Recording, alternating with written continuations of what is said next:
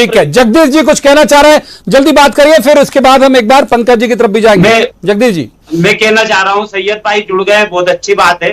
सैयद भाई से मेरी भी चर्चा इस विषय में कई बार हुई है। कमलनाथ जी ने गंगा जैसे पवित्र वचन देकर मात्र 3 माह के अंदर अतिथि शिक्षकों को नियमित करने का वादा किया।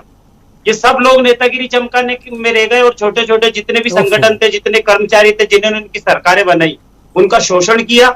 और 1.5 माह में उसी का परिणाम है, 1.5 साल में कि इनको सरकार से जाना पड़ा।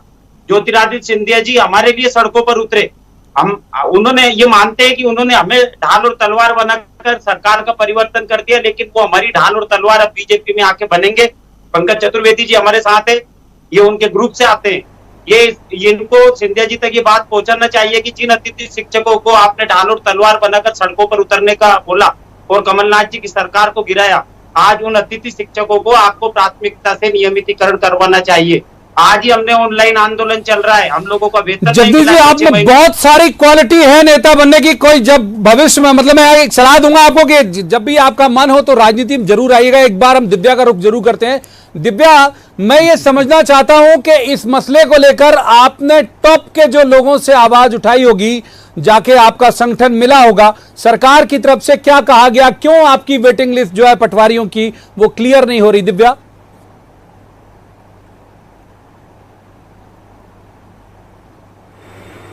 सर, इसमें बहुत बड़ा फर्जीवाड़ा हुआ है। विगत 2 वर्षों में 10 काउंसलिंग की गई, लेकिन अभी तक 140 पटवारी वेटिंग अभ्यर्थियों के सिर्फ पद भरे गए हैं।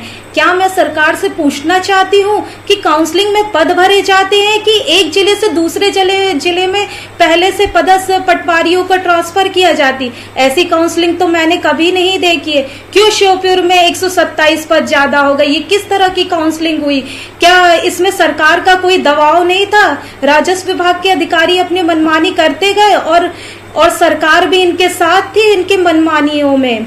ट्रेनिंग में भी जो एब्सेंट लोग थे उनको भी बार बार 10 जिलों से कॉल लेटर दिए गए। आखिर ऐसा हुआ क्यों? ये गड़बड़ी हुई क्यों सरकार शांत रही? हम लोग बार बार वल्लभ भवन माननीय गोविंद सिंह राजपूत जी के पास जाते थे, अपनी पीड़ा को बताते थे, लेकिन हम गोविंद सिंह राजपूत जी ने भी हमें आश्वासन क्या कहते थे गोविंद राजपूत जी? पहले ये बताइए, पंकज जी के पास चलेंगे। क्या कहते थे गोविंद राजपूत जी जब आप जाती थी तो?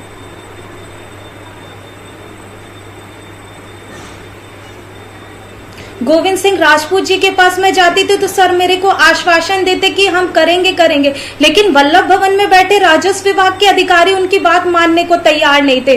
उन्होंने 3 बार नोटशीट भेजी, लेकिन उसका राजस्व विभाग के अधिकारियों ने कोई जवाब नहीं दिया। नोटशीट को दबा के बैठे और हम लोग बात ले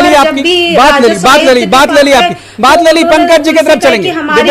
पंकज जी की तरफ चलेंगे। पंकज जी, थोड़ा सा समझ में आता है मुझे, अन्यथा नहीं लीजिएगा, थोड़ा सा समझ में आता है कि उस दौर में शायद आपके जाने की वजह भी यह है, कहा भी आप लोगों ने बड़ा उद्घोष के साथ कि आप लोग गए इसीलिए कि ज्यादा सुनवाई नहीं होती थी। उस वक्त का थोड़ा सा समझ में आता है कि वो नोटशीट लिखते रहे लेकिन मानी नहीं गई। अब तो खैर गोविंद राजपूत इस हैसियत में है कि नोटशीट लिखेंगे तो घर आके उनके बंगले तक आके जो है वो ऑर्डर देकर जाएगा।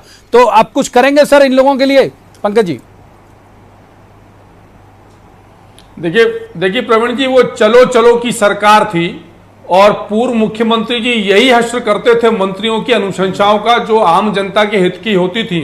और बहुत हैरानी की बात है कि कमलनाथ जी की सरकार की विफलताओं को अशोक वर्णवाल और अनुराग जैन के नाम पर बचाने का प्रयास किया जा रहा है। जगदीश जी ने बिल्कुल ठीक कहा कि जो काम 3 महीने में होना था वो 15 महीने में नहीं हो पाया, और अब अनुराग जैन का रोना, अशोक वर्णवाल का रोना रोया जा रहा है। ये इस बात को स्थापित करता है कि कमलनाथ जी की सरकार ढोंग ढकोसलों की सरकार थी जो सिर्फ और सिर्फ झूठ बोलती थी और एकमात्र काम था कि पैसा आने दो, बाकी चलो। इसीलिए उनको जनता ने अब चलता कर दिया है। और मैं फिर आपके इस बड़े मंच से अनुरोध कर रहा हूं इन तमाम भाई बहनों से कि ये भारतीय जनता पार्टी की, शिवराज जी की सरकार है और मध्य प्रदेश में किसी के साथ भी अन्याय नहीं होगा।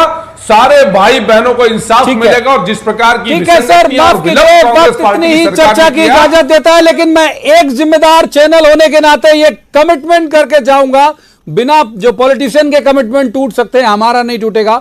जरूरत जब भी होगी आपको तो न्यूज़ 18 जो है वो आपकी आवाज बनेगा। हम कर जो सकते हैं यही कि आपकी आवाज वहां तक पहुंचाएंगे, उनको बाध्य करेंगे कि भाई यदि आपने कोई कमिटमेंट किया है तो उसे पूरा करिए। आज की इस चर्चा में इतना ही। चारों मेहमानों का बहुत बहुत शुक्रिया। कल किसी खास मसले पर खास पैनल के साथ बैठेंगे और कहेंगे जवाब तो देना होगा। तब तक आप देखते रहिए न्यूज़ 18 मध्य प्रदेश छत्तीसगढ़।